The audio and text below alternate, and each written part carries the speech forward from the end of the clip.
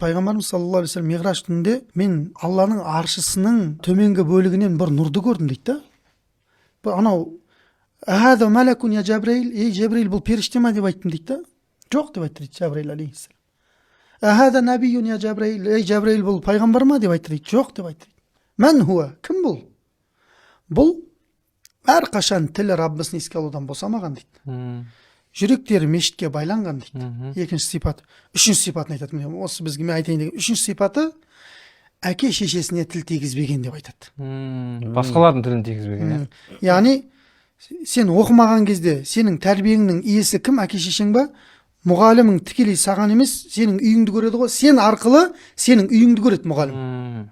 Қандай отбасынан шыққаныңды сен арқылы көріп отырады. Мынаның әке шешесі демек андай, бұның көргенсіз болуы демек осындай екен ғой деп, сен арқылы отбасыңа үкім шығарады мұғалім. Көрдің бе? Сол үшін де сенің артыңда кім тұр? Әке шешең тұр, отбасың тұр. Соларға тіл тигізбеймін деген адам Алланың аршысында нұрға бөленеді дейді хадистер. Енді әлсіз хадис, бірақ амал етуге жарамды хадистердің да.